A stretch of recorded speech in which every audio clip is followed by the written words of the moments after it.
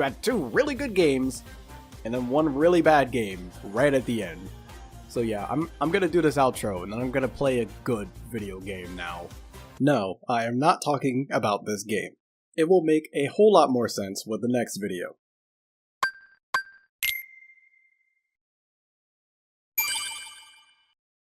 Iron Man. The very beginning of the Marvel Cinematic Universe revolving around the wealthy playboy, philanthropist, inventor Tony Stark and how he created the Iron Man suit to protect the world after being kidnapped and brutally injured due to the selling of his own weaponry. This movie ended up being a massive success, and who would have thought that this would lead to one of the biggest cultural events of modern cinematic history? And of course this wouldn't be at all possible without the plentiful comics that all of this is based off of. But with that success comes license-based games, and those do not have the greatest history for super big franchises. The reception for the game was pretty much as far in the opposite direction as possible from the movie, so much so as being awarded the worst game everyone played by GameSpot in 2008. In fact, this game did so poorly that the studio that developed the PS3 and Xbox 360 versions of the game, Sega Studios San Francisco, had to close the day the second Iron Man game was released. Now, there are additional circumstances surrounding the closing, but if closed studios are anything to go by on this channel, they don't tend to make good games. So today, I'll be looking at the Iron Man video game, and just hoping that it's not as bad as everything is making it seem.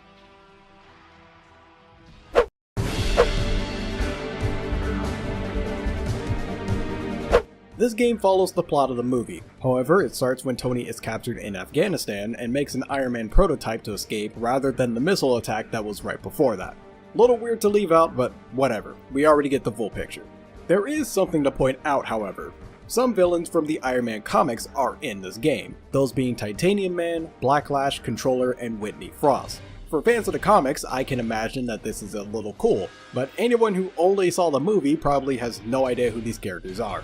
I mean, I didn't until I was mostly done with my script, and it was the second to last thing I wrote. But aside from that, there's not much else I can say here because it just follows the movie's plot. I know I say that a lot of games follow the movie's plot, but there's actually pretty few of them past the 5th console generation that follow the movies to a T, at least from what I've seen.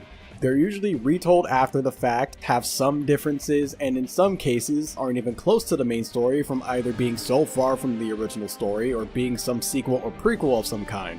It's interesting to think about, but nothing more. If you like the movie plot, chances are you'll like the game's plot.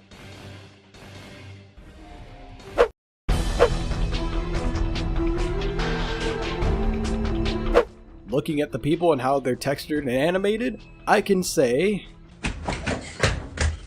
you ugly as The main thing I have a problem with, among other things, is the lip syncing, because man, it's bad. Tony? You shouldn't be in here. And you shouldn't be off risking your life. And how do you know what I've been doing? Tony, I know. You're gonna get yourself killed. Please stop it. Okay, I promise. I'll stop. I'll put my head in the sand, stick out my ass, and not think about what's going on around us. Come on, Tony. You believed in me before. Now, going over the company having to shut down, before the development of this game, the number of employees doubled from about 100 people to about 200 people, which can make development all around really difficult due to suddenly bringing in so many people. But at the same time, keeping things in the realm of relatively similar art styles, this game came out the same year as Left 4 Dead and Infamous, the second of which was developed by 60 people. Granted, I don't know how many people did what in particular, but compare how those games look and think whatever you will with that information. The music is... listen, I can assure you that it's decent, but without me actively listening to the soundtrack separately from the game, I literally don't remember a single song from the game. Surprisingly, the composer Mark Grisky, by the way, you don't know how many times I had to try and say this, this name is hard to pronounce for some reason. But anyways, he's the same one who made the OST for another game I reviewed, Pirates of the Caribbean at World's End, which I had given positive notes for its music. It's just intriguing how full circle these reviews can go sometimes. One of the notable things about the presentation that is positive though is that the actors from the movie do reprise their roles for the game, and they do just as good jobs there as they did here.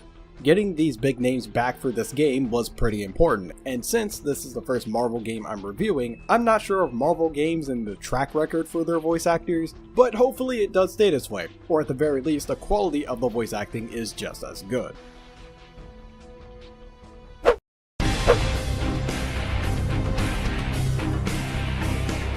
You get a briefing before going into every level.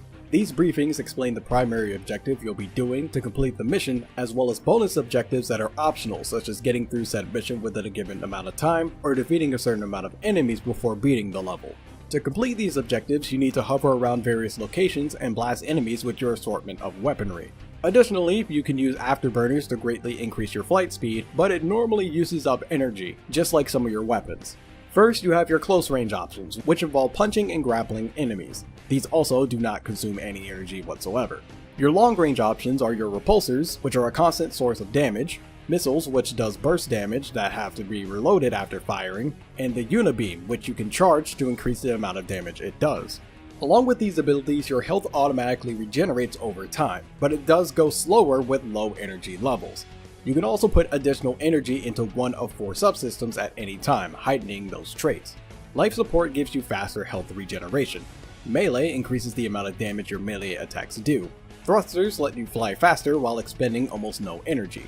And weapons either increases the damage that your repulsors, missiles, and unibeam does, or it reduces the energy it consumes while using them. Or maybe even both. I don't really know because the load screens told me everything about the subsystems, but unfortunately the weapons one just never came up. Regardless, completing objectives gets you money, which you are able to use for upgrades that you can unlock after beating each mission. During the briefing, you can purchase and switch between a variety of suit parts.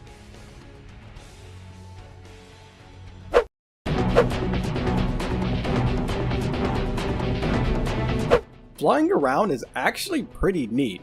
It's definitely something you have to get used to at the beginning, as no other game has the control system that this game does, or at least none that I know of. However, once you are acquainted with the controls, flying through the air is pretty awesome, and I don't get a similar feeling to this as many other games. I kinda wish more games did this. That wasn't bad. And wasn't VR. Seriously, there's such potential for that, and games have not capitalized on that yet. Still though, you need a fair amount of technique. Otherwise, you'll potentially find yourself careening into a wall at speeds over hundreds of miles per hour, accidentally killing yourself.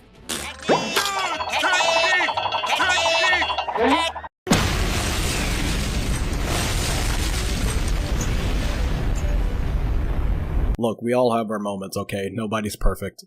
Customization does feel like it matters since they can affect not only your stats, but how effective your weapons are against certain enemies in terms of fire rate and how your rockets are fired. Sure, it's a basic thing, but the differences are very much felt, especially when some of said parts have bonus abilities tied to them that give more benefits, such as reducing missile damage when timed correctly. And trust me, some missions are very useful when it comes to that. There is also an additional game mode, One Man Army, where you have to defeat 80 enemies within 10 minutes in some of the areas that you go through in the story mode. Admittedly, the game mode itself isn't all that special, but the alternate suits that you can get from the mode are cool. All of them are various Iron Man suits that big fans of Iron Man will notice, and they all have their own preset stats and equipment, which may or may not be fully representative of their powers. I wouldn't know, I don't know that much about Iron Man, so for anyone who wants to try and do the research for all that, you're down to do that, but I'm not going to. I already do a lot of research when it comes to these videos. And even if you don't recognize most of these suits, I'm sure a lot of you recognize this one. Yeah, it was crazy finding out that this thing was also in 2008.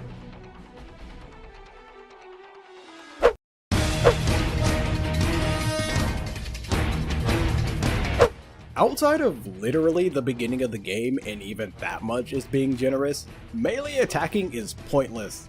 I'm sorry, but why would I ever land on the ground to run up and start punching stuff as Iron Man? I'm gonna blow stuff up thousands of feet in the air, which is 10 times more efficient. I don't remember a single time I actively decided, I'm gonna not use my explosive armaments and start duffing people in the streets. And even if I did decide to do that, I'm gonna use the instant kill grapple since there's no limit on when you can use it. Not only that, but the subsystem for melee is also garbage since it increases melee damage.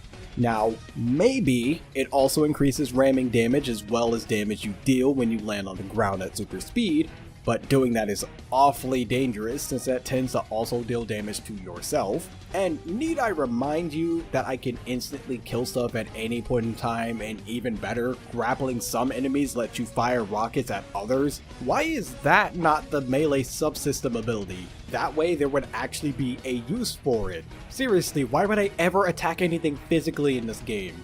The only time it's mandatory is the final boss, with the final boss's last phase being that he's going to spam as many projectiles at you as possible, and you have to grapple him to beat him. That sounds like a fun idea. And speaking of which, the boss fights are horrible. Every boss has terrible AI, making them either pathetically easy to defeat because they fly into a wall and do nothing, or are incredibly annoying to chase down and defeat. The only middle ground for this, at least for me, is the Maggie Fortress, which if you squint is kind of a boss fight. I'm not exactly sure whether that's considered one or not, but regardless, everything that I can 100% consider a boss fight sucks. And for the annoying bosses, it's not even just the bosses themselves that make them aggravating to fight most of the time, though that is a factor. There are plenty of times where you are swarmed with so many enemies and projectiles that avoiding damage feels almost impossible. It also makes your strongest move, where you have to be completely still for a few seconds to use it, almost a death sentence every time you try it. And given that so much stuff is being shot at you, dealing with missiles is incredibly frustrating. A mechanic I didn't really bring up was the fact that you can grab and toss rockets back at people, but it's incredibly difficult to pull off. The difference between the practice where you're learning to grab rockets one at a time, which even then is hard because the timing is really strict, and actual combat where there are at least 5 rockets being thrown your way at almost all times is completely staggering. And given that the punishment for not grabbing the rocket in time is either getting hit by it or any other damage that's following it, it is far more trouble than it's worth to even risk it, since the missiles alone are typically a hefty chunk of damage to your health. Whenever I caught one, it was a complete accident as I spammed the button for it rather than actively tried to time it. And even then, it was rare to actually pull off. Another option would be to outfly them, but that's easier said than done, and given the other damage sources around you, that route can end up getting you killed. Well, at this point the only option is to shoot them out of the sky, and that's just as risky as catching them. But there's one mission in particular where the missiles aren't aimed at you for the most part. And that sounds fine, until I tell you the part where you have to protect this radioactive building from blowing up because of a constant barrage of missiles for about 10 minutes, and it's absolutely impossible to make sure none of them hit the building. And there's no constant way of knowing when the building is gonna blow up either.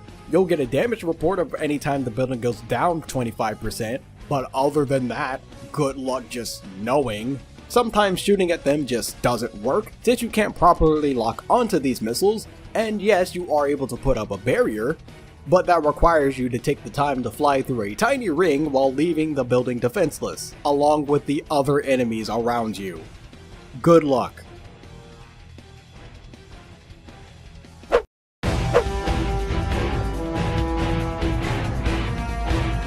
Changing between the subsystem modes could be faster.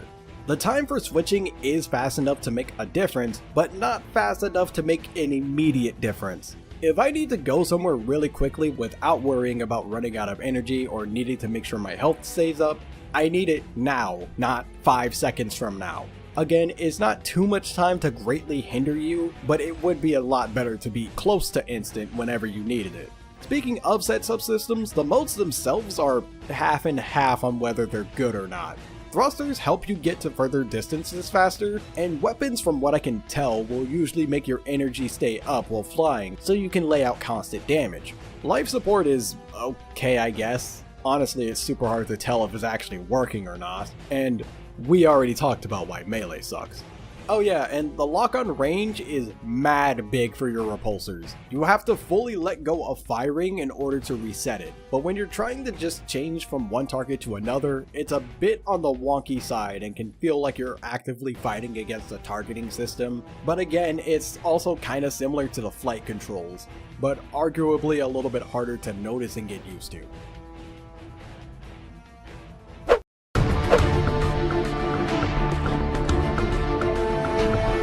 Is this game as bad as I was expecting? Kinda? I mean, I definitely wouldn't replay it again, but personally, I wouldn't say it's the worst game I played from 2008. You've got these to thank for that.